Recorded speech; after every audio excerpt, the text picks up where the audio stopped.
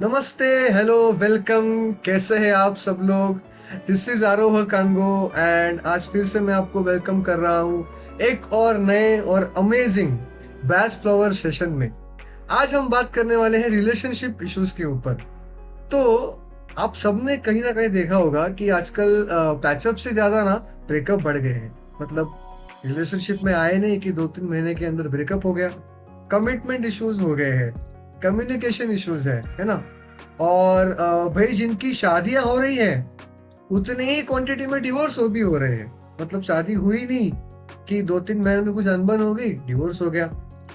इसीलिए बहुत लोगों ने ये सवाल पूछा था कि भैया रिलेशनशिप इश्यूज के ऊपर अगर कुछ हमको एक सेशन मिले, कुछ इंसाइट मिले तो हमको बहुत हेल्प होगा। तो let's welcome our guest for today. आप में से कई लोग उनको जानते भी होंगे जिन्होंने हमारा पहला सेशन देखा है। Yes, she is none other than Sangeeta दीदी। हेलो, नमस्ते दीदी, वेलकम नमस्ते। Back to this Bach flower thank session. You. आज हम रिलेशनशिप इश्यूज के बारे में डिस्कस करने वाले हैं संगीता दीदी के साथ।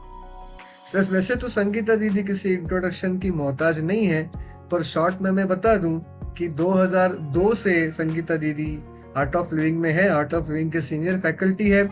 2005 से उन्होंने आर्ट ऑफ लिविंग में टीचिंग शुरू किया है।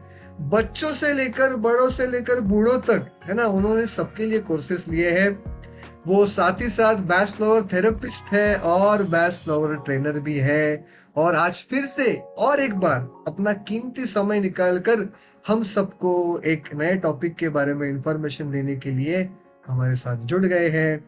तो बिना किसी देरी के सेशन को शुरू करते हैं। यस दीदी, तो जो लोग हमको है ना आज फर्स्ट टाइम देख रहे हैं उनके लिए आप प्लीज बताइए कि ये बैच फ्लावर क्या है जो इतना आजकल चर्चे में है। सबसे पहले आरोह, थैंक यू इतना वंडरफुल इंट्रोडक्शन देने के लिए। सो बैच फ्लोर जो है पुरानी होलिस्टिक थेरेपी है जो हमारे इमोशन डिजीज को ठीक करके हमारे फिजिकल डिजीज को ठीक कर देता है। यानी कहते हैं ना कि बहुत सारे जो बीमारियां है वो साइकोसोमैटिक है। हम्म, साइकोसोमैटिक यानी कि वो सबसे पहले हमारे इमोशन लेवल पे आती है, फिर उसके बाद वो हमारे फिजिकल लेवल पे आती है। तो नॉर्मली क्या होता है कि लोग फिजिकल लेवल पे बीमारी आती है तो डॉक्टर के पास चले जाते हैं और डॉक्टर उसी के ऊपर ट्रीट करते हैं, यानी कॉज यस, के ऊपर ट्रीट करते हैं। और बैच फ्लावर क्या करता है, रूट कॉज पे जाके ट्रीट करता है। यस। वाह। तो बढ़ते हैं हमारे क्वेश्चंस की तरफ। तो पहला सवाल ऐसा है कि क्या ऐसे कॉमन रिलेशनशिप इश्यूज है दीदी जो आपने ऑब्जर्व किया है आजकल के जनरेशन में? आजकल के जनरेशन में कॉमन इशू ये है कि कम्युनिकेशन इशू, स्ट्रेस और एंजाइटी। एक यस। दूसरे के साथ कम्युनिकेशन कम है, स्ट्रेस हम्म। है, ट्रस्ट नहीं है, हाँ। एक दूसरे के ऊपर ट्रस्ट कम है या नहीं है बोलो, यस, और एंजाइटी बहुत होती है इन लोगों को। Yes, yes, yes. तो दीदी आई एम श्योर हम सब देख रहे हैं कि सोशल मीडिया इम्पोर्टेंट पार्ट तो है ही, जिससे हम हमको इंफॉर्मेशन मिलता है एंड बहुत अलग अलग एरियाज में हम सोशल मीडिया का यूज करते हैं। पर आपको क्या लगता है कि सोशल मीडिया का कैसा इम्पैक्ट है मॉडर्न रिलेशनशिप्स के ऊपर?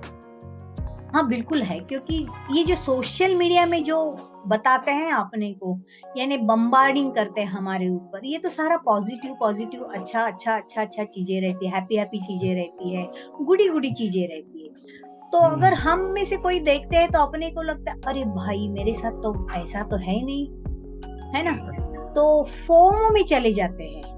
आजकल की जेंजी क्या है कि यही पे चल रही है ना, सोशल हाँ। मीडिया से चल रही है। यस। तो ये फोमो में चल जाते हैं कि भाई मेरे पास तो ऐसे कोई है नहीं, मुझसे प्यार करने वाला कोई नहीं है। फिर इनके अंदर क्या होता है, एक ओ मैं ठीक नहीं दिखता है शायद, या मैं ठीक नहीं दिखती हूँ शायद, यानी कि फिर लो फीलिंग होता है, यानी कॉन्फिडेंस कम होता है इनके अंदर, है ना। तो ये चीज सारी हो जाती है सोशल मीडिया की वजह से। ये सारा कि इनको ये पता ही नहीं चलता है कि भाई ऐसा नहीं ऐसे भी होता है। तो इनके हाँ। अंदर इमोशन इम्बैलेंस होना चालू होता है कि मैं ठीक नहीं दिखती हूँ या मेरे हाँ। साथ ऐसा नहीं हो रहा है। Yes, yes, yes. तो जैसे आप बता रहे थे कि कॉमन प्रॉब्लम्स कि उसमें कमिटमेंट, कम्युनिकेशन, ट्रस्ट इश्यूज, तो ये आज हम देखते हैं कि एक दूसरे को कमिट नहीं करना है, और अगर कमिट कर भी दिया तो भी ट्रस्ट इश्यूज बहुत बढ़ गए हैं, भरोसा नहीं होता है सामने वाले पार्टनर की तरफ। तो ऐसा क्यों है, और बैच फ्लोर थेरेपी कैसा एक्ट करेगा इसमें?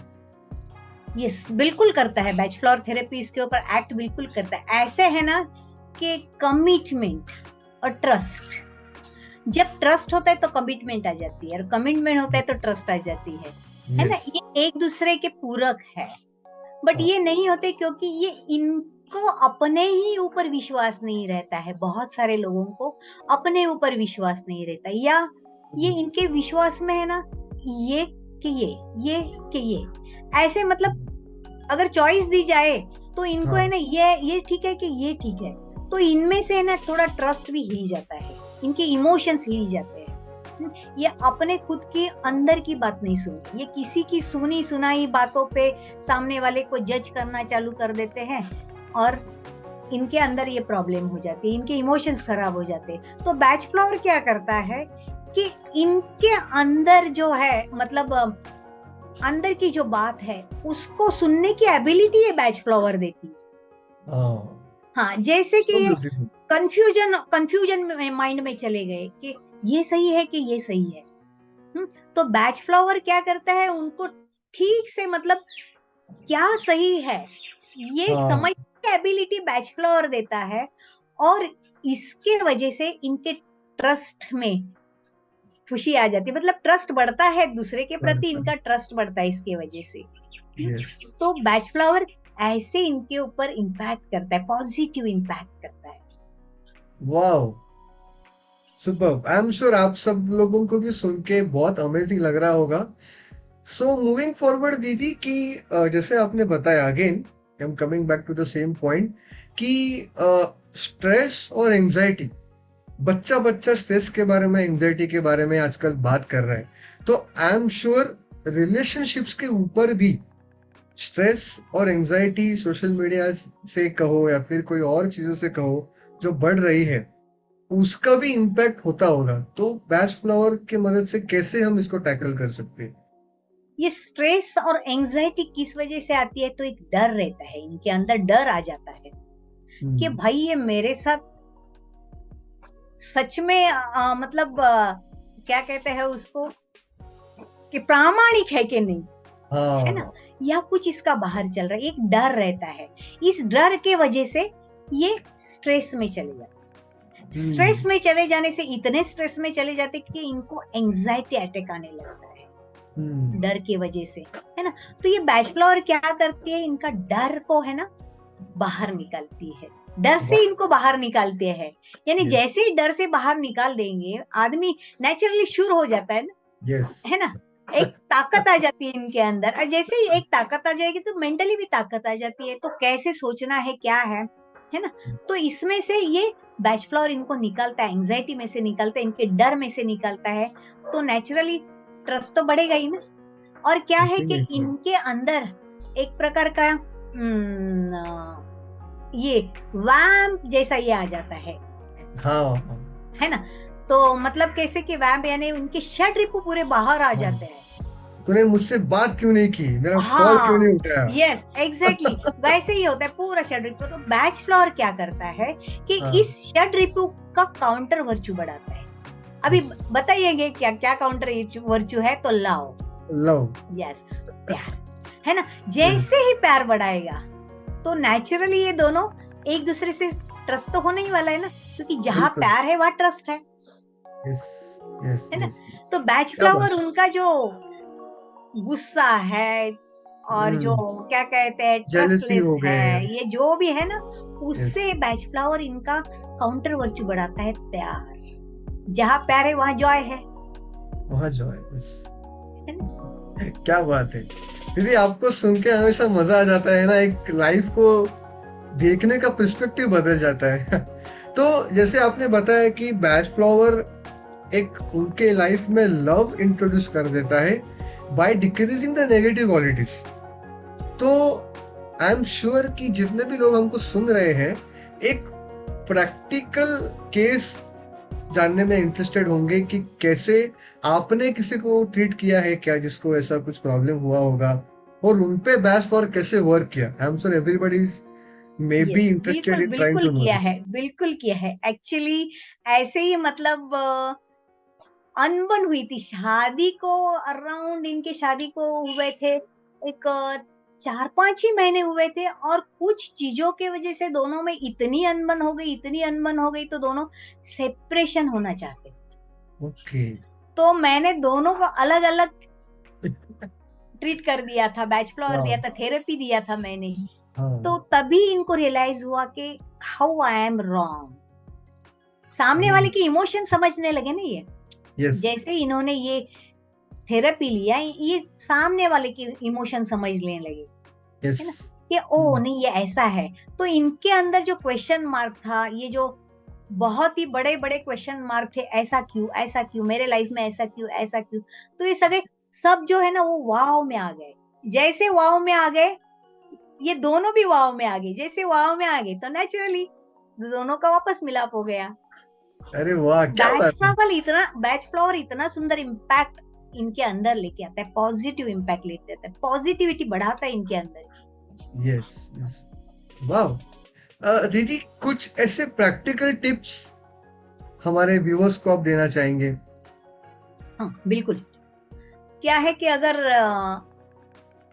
बैच फ्लावर थेरेपी नहीं लेना है या। तो कुछ प्रैक्टिकल टिप्स हम देते हैं। ऐसे है ना कि यस। देखो, लड़के ने लड़की वालों के मायके को रिस्पेक्ट करना जरूरी यस। है ना।